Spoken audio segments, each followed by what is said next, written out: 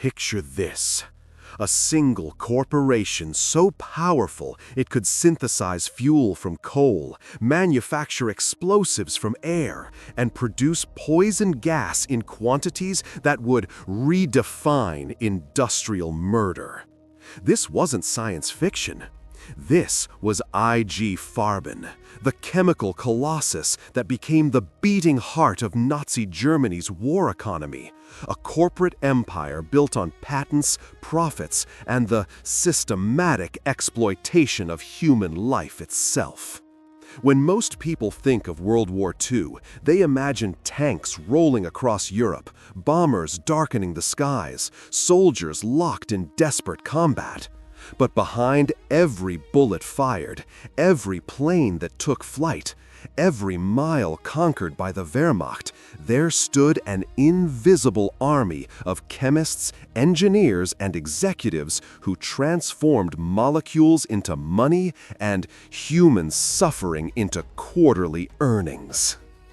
At the center of this industrial nightmare was a company whose name has been carefully scrubbed from popular memory, yet whose legacy courses through the veins of modern pharmaceutical and chemical giants you interact with every single day. This is the story of IG Farben, Interessengemeinschaft Farbenindustrie, the cartel of death that made the Holocaust chemically possible and the Nazi war machine economically sustainable. A corporation so intertwined with the Third Reich that prosecutors at Nuremberg would call it Hitler's quartermaster. A business empire that didn't just profit from genocide, it engineered it, patented it, and billed for it with Germanic efficiency. But here's what makes this story truly disturbing. They almost got away with it. And in many ways, they did. The seeds of this corporate monstrosity were planted not in the chaos of war, but in the prosperity of peace. In 1925, 6 of Germany's largest chemical companies, BASF, Bayer, Hoist, Agfa, Chemische Fabrik Griesheim Elektron, and Chemische Fabrik Form Weiler Termeer merged to form what would become the 4th largest corporation in the world. The name itself was deliberately opaque. Interessengemeinschaft Farbenindustrie, or Community of Interests of Dye Industries. Dyes. It sounded harmless, almost quaint. But this was misdirection at its finest. These weren't just dye manufacturers. They were the titans of German industrial chemistry, companies that had pioneered synthetic indigo, aspirin, and the Haber-Bosch process that could pull nitrogen from thin air to create fertilizers and explosives. The merger created a behemoth controlling over 90% of Germany's chemical production, with tentacles reaching into pharmaceuticals, photographic materials, synthetic rubber, and, most critically, synthetic fuel and explosives. The architect of this consolidation was Karl Duisberg of Bayer, a man who understood that in the modern age, chemistry was power. During World War I, Germany had been strangled by the British naval blockade, cut off from Chilean saltpeter needed for explosives and from global markets for raw materials. Duisberg had watched as Germany's chemical prowess kept the Kaiser's armies fighting years longer than should have been possible, synthesizing nitrates for gunpowder when natural sources dried up. He learned a lesson that would echo through the next war. A nation that controlled chemistry could wage war indefinitely, regardless of geography or blockades.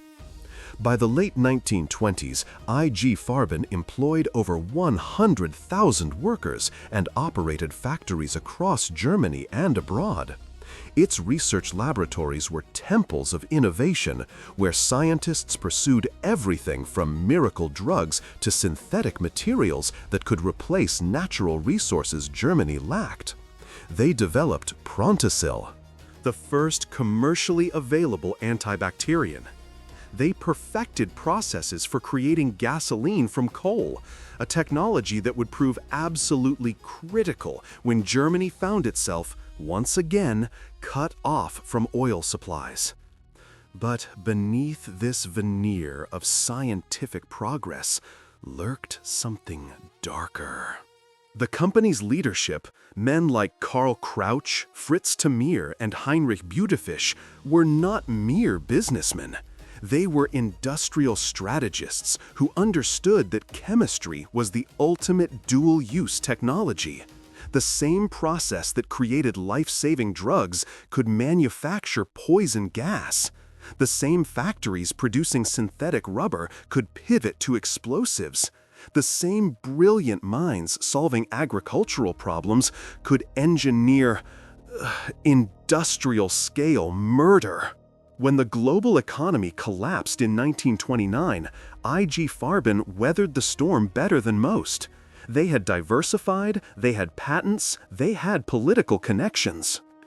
And as Germany descended into political chaos, as unemployment soared and the Weimar Republic crumbled, the company's executives made a calculated bet on a rising politician who promised to restore German greatness and rearm the nation: Adolf Hitler.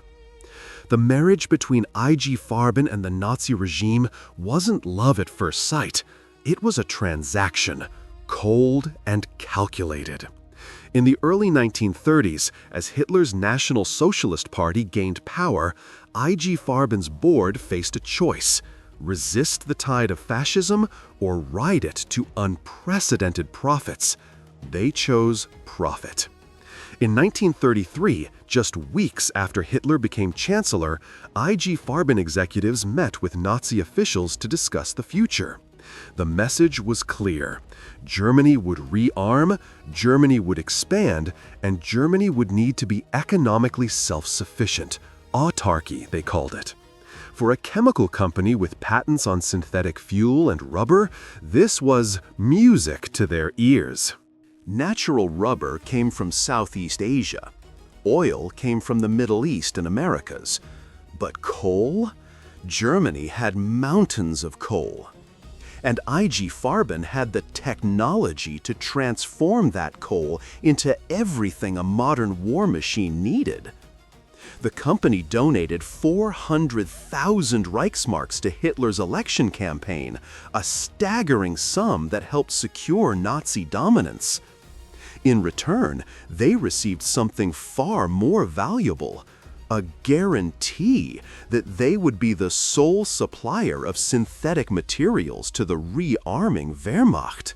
It was a devil's bargain that would generate billions in today's currency and cost millions of lives.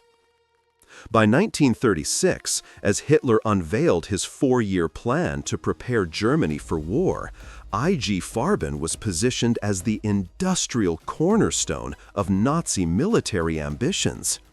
Hermann Göring, architect of the plan, declared that Germany must achieve self-sufficiency in fuel and rubber within 4 years. The only company capable of delivering this miracle was IG Farben. Their Luna plant in central Germany became the largest synthetic fuel facility in the world, transforming brown coal into aviation gasoline through the Bergius process, a technology so valuable that the Allies would later target these facilities with thousands of bombing sorties.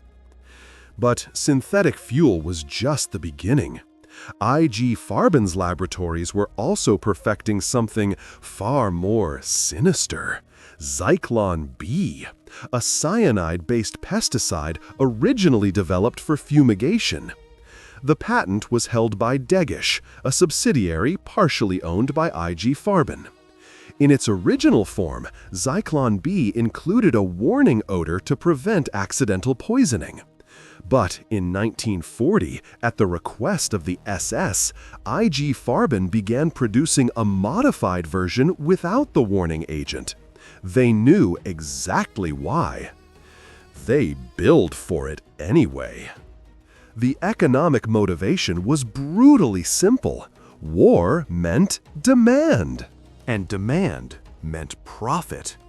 Between 1939 and 1945, IG Farben's revenues exploded. They supplied 100% of Germany's synthetic rubber, 95% of poison gases, 84% of explosives, and 70% of gunpowder. Every Luftwaffe bomber that took flight burned IG Farben fuel. Every Wehrmacht truck rolled on IG Farben synthetic rubber. Every gas chamber at Auschwitz, Majdanek, and Treblinka was filled with, IG Farben poison. If this corporate machinery of death disturbs you, hit like to support our dives into historical archives and comment what you would do if your company demanded such complicity. On War Profits, we tell the real story without filters. But even this level of profit wasn't enough. As the war expanded and Germany conquered vast territories, IG Farben executives saw an opportunity that would define their ultimate moral bankruptcy: slave labor. In 1941, as the final solution was being implemented and millions of Jews, Poles, Soviet prisoners, and other undesirables were being rounded up, IG Farben decided to build the largest chemical plant in the world. The location they chose was deliberate and chilling: Auschwitz in occupied Poland. Not Auschwitz I, the original concentration camp, and not Auschwitz II Birkenau, the extermination center. They built Auschwitz III, Monowitz, a factory complex dedicated entirely to producing synthetic rubber and fuel, powered by an endless supply of disposable human labor. The project was codenamed Buna after the synthetic rubber it would produce. It required an investment of nearly 900 million Reichsmarks, roughly $7 billion in today's money, making it the single largest private investment in the Third Reich. But IG Farben executives had done the math. Why pay German workers fair wages when the SS could provide thousands of concentration camp prisoners for pennies a day? The arrangement was formalized with chilling bureaucratic precision. IG Farben would pay the SS 3 to 4 Reichsmarks per day for each skilled prisoner, 1.5 Reichsmarks for unskilled labor. In return, the SS guaranteed a steady supply of workers from the Auschwitz camp complex. If prisoners died, and they did in staggering numbers, the SS would simply provide replacements. It was human beings reduced to a line item on a balance sheet, a renewable resource to be consumed and discarded. Construction of Buna Monowitz began in 1941. By 1942, the site employed over 10,000 prisoners, a number that would swell to 35,000 by 1944.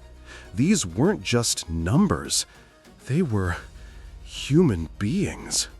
Jewish families from Hungary, Greece, France, and across Europe, Polish intellectuals, Soviet prisoners of war, Roma people, political dissidents. They arrived at Auschwitz-Birkenau, survived the initial selection, the infamous moment when SS doctors decided who would work and who would die immediately, and were marched to Monowitz, where a different kind of death awaited. The conditions at Buna Monowitz were designed to extract maximum labor before death. Prisoners worked 12-hour shifts in all weather, building the massive chemical complex with inadequate food, no medical care, and constant brutality from both SS guards and IG Farben's own civilian supervisors. The company employed its own security force that worked alongside the SS, beating prisoners who worked too slowly, withholding already meager rations as punishment, and selecting the weakest for transfer, a euphemism for being sent back to Birkenau's gas chambers. Survivors would later testify that IG Farben doctors conducted medical experiments on prisoners, testing new drugs and procedures without consent. Fritz Tamir, an IG Farben board member who oversaw Buna Monowitz, would later claim that prisoners were treated well and that the company had no knowledge of the extermination program happening just a few miles away. This was a lie! The Buna plant was close enough to Birkenau that workers could see the smoke from the crematoriums. IG Farben executives visited the site regularly. They knew. They always knew. The average life expectancy of a prisoner at Buna Monowitz was 3 to 4 months. Those who survived longer did so through a combination of luck, cunning, and the occasional act of mercy from fellow prisoners. Primo Levi, the Italian chemist and writer who survived Auschwitz, worked at Buna Monowitz. His memoir, If This Is a Man, describes the surreal horror of being a trained chemist forced to perform manual labor building a chemical plant surrounded by the machinery of industrial murder, while IG Farben's supervisors worried about production quotas. Between 1941 and 1945, at least 30,000 prisoners died at Buna Monowitz, worked to death, beaten to death, starved to death, or sent to the gas chambers when they could no longer work. Tens of thousands more passed through the camp, their bodies broken, their spirits shattered, before being murdered elsewhere in the Auschwitz complex. And through it all, IG Farben executives filed reports, adjusted budgets, and calculated, disgusted returns on investment. The plant never produced a single pound of synthetic rubber. Despite the massive investment, despite the ocean of human suffering, Buna Monowitz never became operational. Allied bombing raids, sabotage by prisoners, and the sheer logistical nightmare of building such a complex facility under wartime conditions meant that by the time Soviet forces liberated Auschwitz in January 1945, the plant was still incomplete. 30,000 lives, 900 million Reichsmarks, and 4 years of construction, all for nothing.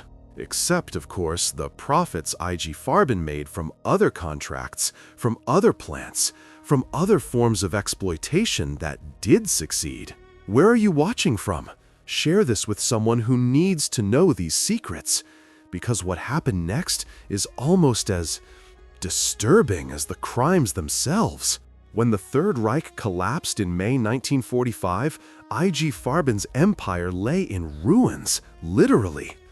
Allied bombing had destroyed many of its facilities, including the critical synthetic fuel plants that had kept the Luftwaffe flying.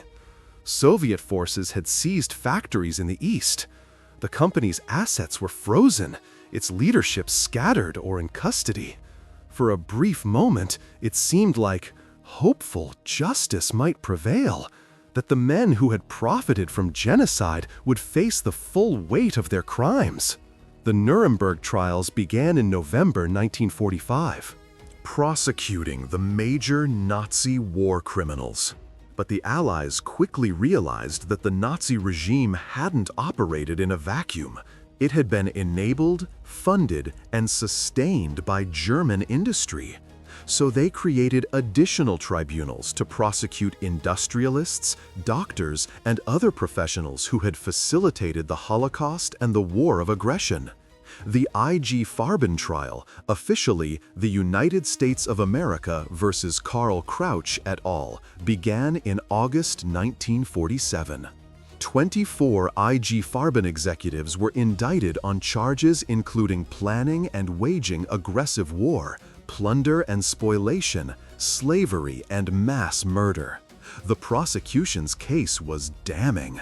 Internal documents showed that IG Farben had actively lobbied for the invasion of Poland and other countries to secure raw materials and markets. They had plundered chemical factories in occupied territories. They had knowingly used slave labor from concentration camps. They had produced Zyklon B for the gas chambers. They had conducted medical experiments on prisoners. The trial lasted nearly 2 years. Prosecutors presented thousands of documents, called dozens of witnesses, and built an overwhelming case that IG Farben had been not just complicit in Nazi crimes, but an active and enthusiastic participant. Survivors of Buna Monowitz testified about the horrors they had endured. Documents showed that executives had visited the camp, had corresponded with the SS about prisoner quotas, had made decisions that directly led to deaths. And yet, when the verdicts came down in July 1948, they were shockingly lenient. Of the 24 defendants, 13 were acquitted entirely. The remaining 11 were convicted, but only on charges related to slavery and plunder, not on the more serious charges of mass murder or crimes against humanity. Their sentences ranged from 18 months to 8 years in prison. Not a single IG Farben executive received a death sentence. Not one. Fritz Termeer, the board member who had overseen Buna Monowitz and later claimed prisoners were not harmed by their work, received 7 years. He served 4 before being released in 1952. Karl Crouch, the company's chief executive who had coordinated with Goering on the 4-year plan, received 6 years. Heinrich Butefisch, who had managed the synthetic fuel program and used thousands of slave laborers, received 6 years and was released in 1951. The reasons for this leniency were complex and deeply cynical. By 1948, the Cold War was beginning, and the Western Allies were more concerned with rebuilding West Germany as a bulwark against Soviet expansion than with punishing German industrialists. American and British officials argued that Germany's economic recovery required the expertise of these men, that their technical knowledge was too valuable to waste in prison. There were also uncomfortable questions about Allied complicity. American companies like Standard Oil had maintained business relationships with IG Farben well into the war, sharing patents and technology. Prosecuting IG Farben too harshly might expose these connections. So the sentences were light. The convicted were released early, and IG Farben was officially dissolved, but not destroyed. The Allied Control Council ordered the company broken up into its constituent parts, but this was less punishment than reorganization. The original companies that had merged in 1925, BAS, Bayer, Host, AGFA, were reconstituted as separate entities. They retained their assets, their patents, their expertise, and, in many cases, their personnel. Former IG Farben executives returned to leadership positions in these new companies. Fritz Termeer, the man who had overseen Auschwitz III, became chairman of the supervisory board of Bayer in 1956, a position he held until 1964. Under his leadership, Bayer grew into one of the world's largest pharmaceutical and chemical companies. Heinrich Butefisch joined the supervisory board of BASF. Karl Wurster, another convicted executive, became chairman of BASF's board. These weren't men hiding in shame, they were angry, celebrated as captains of industry, their wartime activities quietly forgotten or rationalized as following orders or necessary for survival. The companies themselves thrived. Bayer, BASF, and Hoechst became global giants, producing everything from aspirin to plastics, from pesticides to pharmaceuticals. They developed new drugs, new materials, new technologies. They employed hundreds of thousands of people, generated billions in revenue, and became symbols of Germany's post-war economic miracle. The Wirtschaftswunder, they called it, the economic wonder. But it was built on a foundation of carefully buried corpses and conveniently forgotten crimes. For decades, these companies maintained a wall of silence about their wartime activities. Corporate histories glossed over the Nazi period or presented it as an unfortunate aberration. But mistakes were made. But no one was truly responsible. Buna Monowitz was rarely mentioned. Zyklon B was never discussed. The slave labor, the medical experiments, the collaboration with the SS, all of it was buried under layers of corporate PR and legal settlements. It wasn't until the 1990s that this silence began to crack. Survivors and their descendants filed lawsuits demanding compensation. Historians gained access to previously sealed archives and published damning research. Public pressure mounted, particularly in the United States, where class action lawsuits threatened to expose the full extent of corporate complicity in the Holocaust. In 2001, after years of negotiation, a group of German companies, including successors to IG Farben, agreed to pay $5 billion into a compensation fund for former slave laborers.